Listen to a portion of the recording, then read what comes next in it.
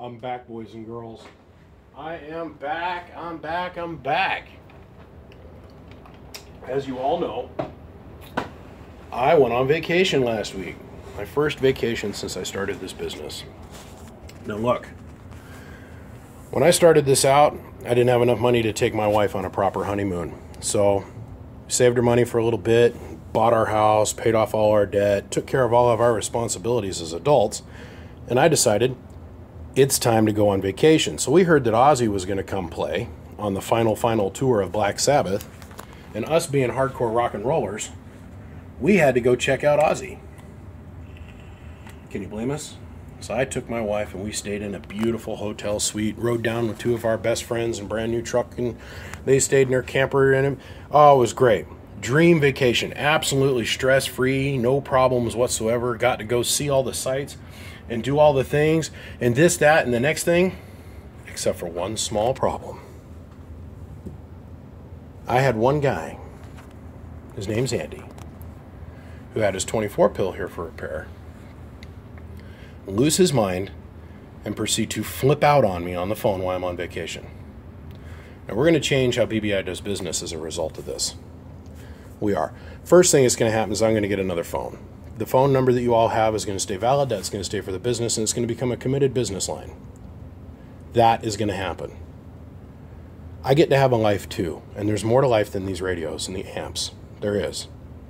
There's only one of me, and there's about 10 million of you guys that I'm trying to help out every single day. And it is. It's me helping you out. It's not me being arrogant, but I'm the one that's taking on all the risk, and I'm the one doing all the work. So I'm trying to help you guys. And I try to do it at a very fair rate. Because I have another job, which is full-time, that pays all my bills. So I do this for fun. And when this starts to create stress, that's when I start to put up little walls and barriers and insulate myself. And so while I'm on vacation, on my honeymoon with my wife, this guy's calling me tripping out. So let me tell you the backstory about this box. And this is the first box that's ever going to leave here that didn't get repaired. Because I refuse to work on this, and whoever this goes to, please feel free to take a look at this video, follow the instructions, and the amp will come right back to life. Andy calls me a couple weeks ago and says, BBI, or a couple months ago, BBI, I sent this amp off to a local boy down here, and all I wanted him to do was replace the relay. When I got it back, it won't key up, and it won't put out any power. I said, oh, okay, maybe he miswired something. You know, he shot me a couple pics. I took a look at it, said, sweet, send it on up. So it gets here, and his turn comes up on the bench. So I popped the 24 pill out, and the first thing I noticed is that this relay was floating around completely loose in the cabinet. Just banging around. Oh, that's no good. I pull a relay out and I start looking at it. Look at those contacts. They are burnt as burnt gets. I don't know if that guy replaced this relay or not. I would lean towards not, since this is the stock style relay that comes from X-Force. Now, this is an old Carl built box. That was back when Carl had the team and he was running the show. And it has all the original 2879s still in it. As you can see, with the solder work, none of those pills have ever been soldered on or removed. Not one of them. And they're all the same lot number.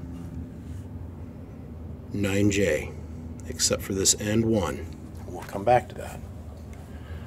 So I pull this relay out, set it aside. Go and I put a new relay in its spot. And when I mean new, I mean brand new. Non-butchered, non-altered, not burnt up, not used, brand new. Put a new relay in it, go to hook it up, key it up, get nothing. Now the other things I did is I changed out the input wire, the output wire. Yep. Moved the capacitance tube. They had it soldered over here solid, which I don't like because the board on these things flex. And the solder joints are stiff and they have a tendency to break.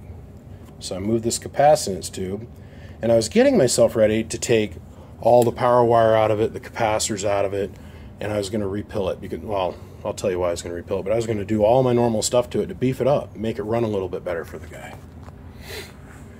But I wanted to see it make power before I went and I did all of that. And that, to anybody that's watching one of my videos, is my biggest tip I can give you. is test what you have come in the door before you tear it apart. That way you can go back to the owner and say, this is what I have to start with.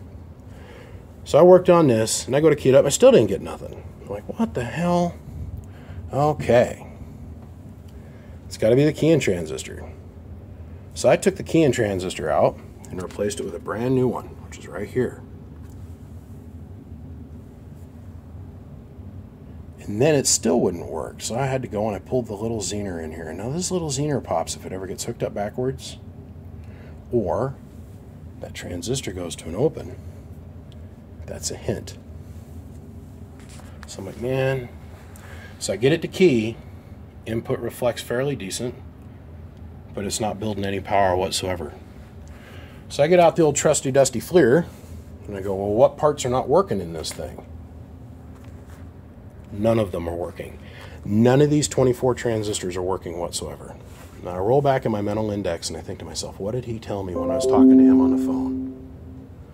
And he says to me, I got it back from the guy, I hooked it up, and I couldn't get it to build any power when I got it back. I went, So I pull this transistor out. All right? And I put it on my little load test meter and it says short. And I went, all right. It's shorted. So I get out my multimeter and I can short it from emitter, base, collector, collector, emitter, base. And I went, oh no, that's horrible for this guy. I call him up, Andy, brother, man, I tell you, I got some bad news for you, man. All 24 of your transistors are popped. How? How could that be? I said, well, I think at some point or another it was hooked up backwards. So when you got it back from your other guy that worked on it, did you ever get it to make any kind of power? And he told me again, no, I didn't. I hooked it up and I couldn't get it to do nothing at all. All right. So we come to the realization that all 24 of these transistors at some point or another have been hooked up backwards. The key things that give that away is the LED is really dim. It means it was in the on position when it got hooked up backwards. And it might have only been just for a second. Just that long, and that's all it takes. You got to remember, all the transistors are hot all the time. They've always got 100% ground and 100% positive current that's applied to them. The only thing the on-off switch does is it controls the relay. So if you hook up your positive and negative leads backwards, even for 1/2 of 1 second, these little transistors light up like light bulbs. Bloop. As all the connections on the inside of them burn up, the little diode points burn up, and then they go dim. They never work again. Then I start looking around and I notice stuff like this. This cap's bulged, that one's bulged, that one's bulged. That means the caps were trying to charge in reverse, and the plates inside the electrolytic started to expand and short. However long it was hooked up, it wasn't hooked up for very long backwards, but it was burned up before it got here. So I go to Andy and I tell him this is what's going on. Andy's first reaction to me was that, no, just throw it in the trash, it's not worth a pit's poss. And I said, no man, I'm not doing that. So I'm going to set it on the floor, and when you calm down about it and figure out what you want to do, let me know. And as I was sitting it on the floor, I happened to take a little bit of mental notice of a couple other things that were going on. If you look right here, and right here, and right here, same thing here, here, here, here, here, and here, here, and this one is broken, and here, and here. The fans have all been broke out before and then glued back in place. I'm like, man, there's a lot of mystery stuff going on with this box. So a couple days go by, and he calls me up and says, man, let's repill it. I said, all right. So I tell him, you know, we're looking at about $1,500, $1,600 in transistors before shipping, before they get to me. And I said, you got to pay me a couple hundred for my time, because as we all know, to rip this all apart, take all of those resistors out, remove all the transistors, and the same thing here, then put it all back together, is an easy 3 or 4 hour job. To do it well. Not quickly, but well and right. Hold on, I got to restart my video. Well and right.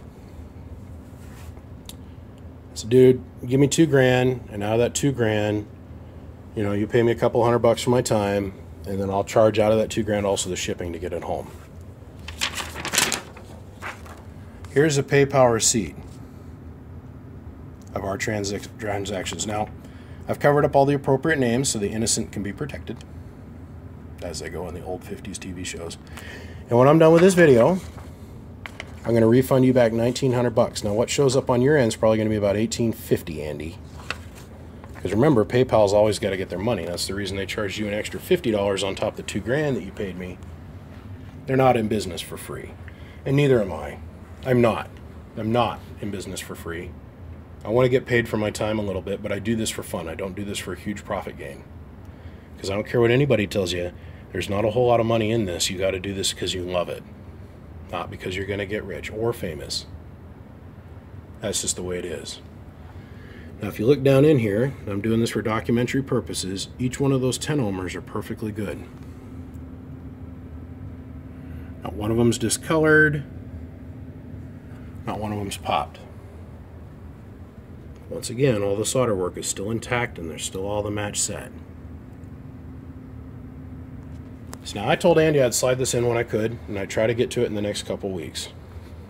Now, this is when the story starts to get a little bit weird. I work at my own pace and my own time. Everybody knows that. And I don't ever like to get rushed. I just don't. What we're talking about here is a lot of money and a lot of time and a lot of people's efforts. And if I get tired at the end of the day, I'm not going to work on stuff. If I get busy at my other job or have something to do with my family, I'm not going to work on stuff. And that's not an unreasonable thing to have. That's called being an adult and being responsible. So the time ticks down, and I wasn't able to get to this in time before I left for Vegas. So I called Andy the beginning of last week. I said, brother, I got all your parts here. It's not a problem. I'm going to have to deal with it when I get back in 5 days. I'm going to Vegas. This is why. A well-planned out in advance trip. Been planning it for 5.5 months. I'm sorry I'll have to work on your box when I get home. He says, dude, not a problem. I told him, I said, if I get a chance, because I talked to him just the day before I left, if I get a chance, I will go out and start on the box. But no, I decided to spend the evening hanging out with my kid, who I wasn't going to see for the next 5 days. Went to bed and got up at 5 o'clock in the morning and left the next day. And I called Andy, I said, man, I'm going on my trip. And I'll deal with it when I get back. Cool, not a problem. We'll talk to you then. I said, great. Forgot about it. Until last Friday.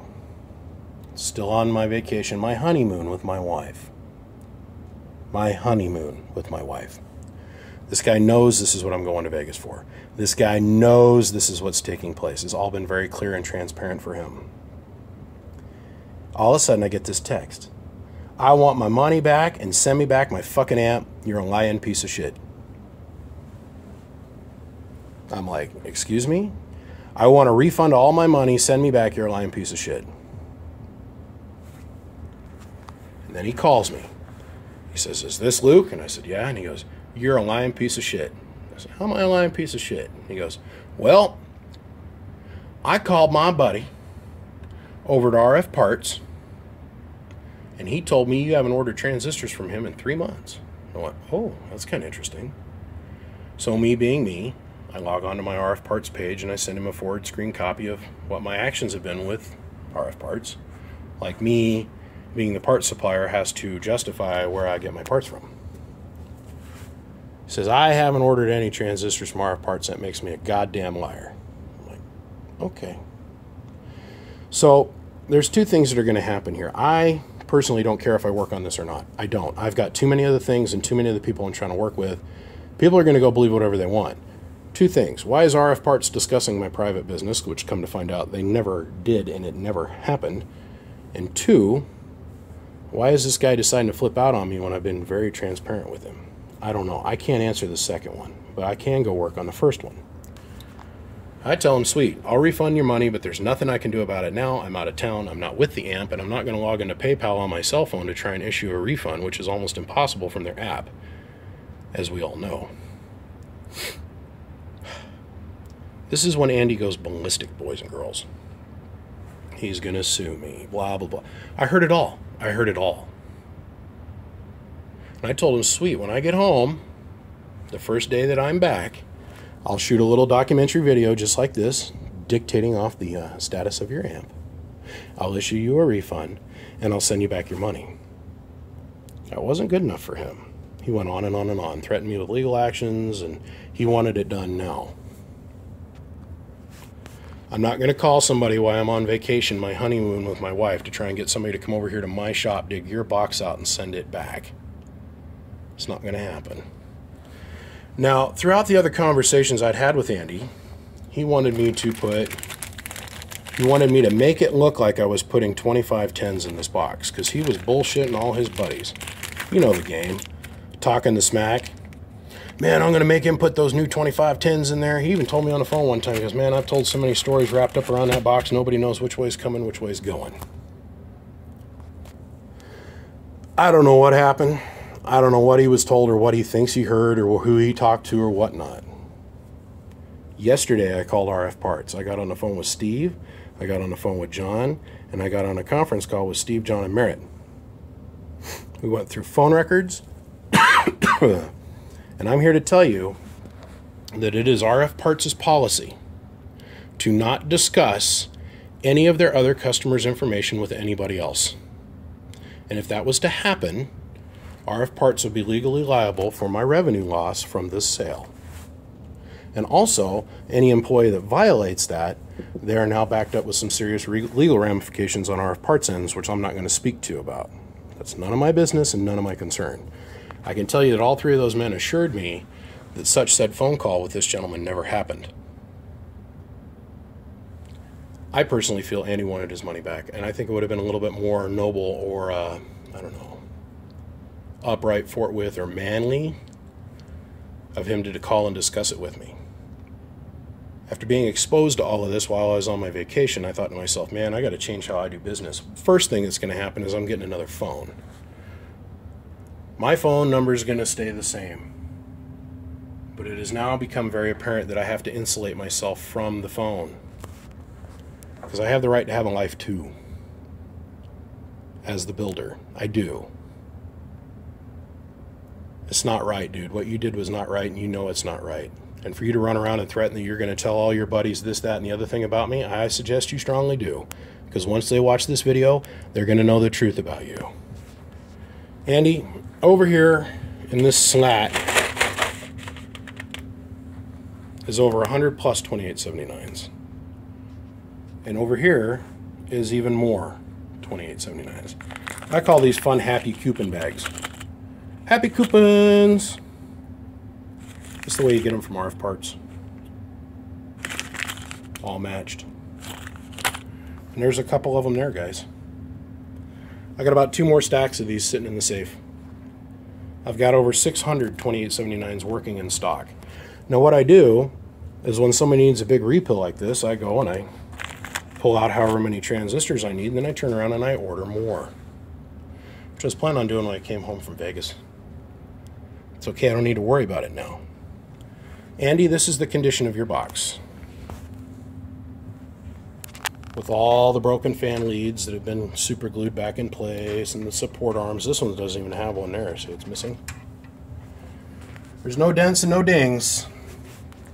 But brother, I'm refusing to work on your amp. I'm going to issue you a refund of $1,900, and I'm going to move on with my business. The only reason this is coming out on Front Street is because this gentleman thought he was going to run around and try and run my business down and run my name down. And I'm not having that anymore. I'm not tolerant to it. Remember, guys, he wanted me to pretend like I was putting these 2510s in there so he could brag to you he had something different. But meanwhile, all he paid for was 2879s. Food for thought. Sorry, Andy, we couldn't make this work for you in the timeline that you wanted. I'm sorry you decided to take the actions that you did. I'm sorry that you decided to act the way that you have. I, on the other hand, have acted as professionally and mature and as business-like as I possibly can. I'm going to box this up. I'll have you a tracking number by the end of this business day. And good luck to you, sir. Whoever ends up with this box and needs 24 new transistors. Andy, I'm going to even be a nice guy, and I'm going to leave the relay in here for you instead of putting this piece of junk back in its place. I am going to return this also as well, along with these other little parts. And good luck to you, man. My name is BBI, and without a shadow of a doubt, I am the biggest mud duck in Idaho. I'm available 9 to 5, Monday through Friday. Not at 3 o'clock in the morning, not at 6:30 in the morning, not at 4:30 in the morning. I'm available 9 to 5, Monday through Friday, Mountain Standard Time. Appreciate your all support. And trust me, we got a lot of fun stuff coming out, man. You cannot wait to see what I'm building with this new LD Moss box. Oh my God. New technologies are coming. I'll see you guys.